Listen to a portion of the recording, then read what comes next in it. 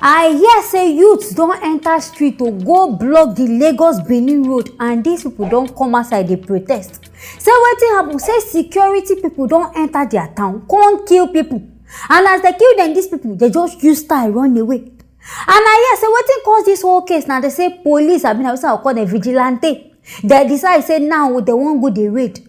Now there they go attack some people. Say they hear say these people they in possession of guns and things. In which they don't do their investigation. They just go there, go boss these people. And before we go see, I don't know, be an fear they won't cause for people. Now there they begin carry guns, start to they shoot all around. Now there stray bullets now, don't go kill some people. And people are beg, make you follow me watch.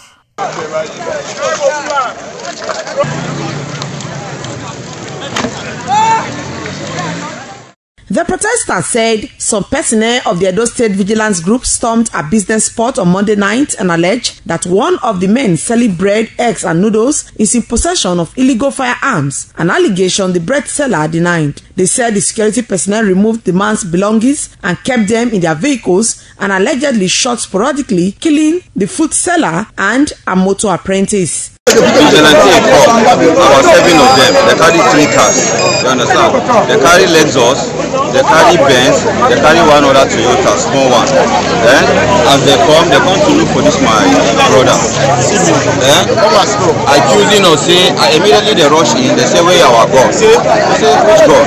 They scatter the whole place. They don't see any God. This thing what they said, aluminium, wire, hard wires, they put 2 booths, carry television, carry home theater, carry so many things.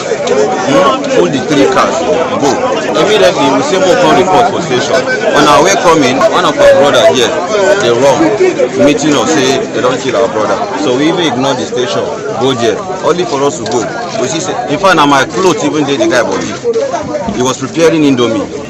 One of the person, mortuary. The other person, they mosque. We never bury her. You can teach your brother, you know, he up for travel, you see me pour water for a grator, now kidnapping, shoot a book, the fly bullet, I miss my brother. All these are our security people. On a matter don't tire me. Nigeria alone, we know they safe. On ourselves, no go make the place they safe for us. Ordinary, what's that? Something we say now go just go there in peace. Okay, we hear say this one they happen for here. On a do on a set and make a conscious corner. Person where they even talk say in carry this gun now Indomie seller. I beg. Indomie seller will be say they try survive, they try struggle. Waiting won't carry gun they do. If gun they pay and waiting make and go they sell Indomie. Now when they hear say as then these people come. In which they go come say, okay, oh, now raid won't come. They come begin go they thief people personal property. Say they carry their television, carry what I will call themselves, these speakers. I beg.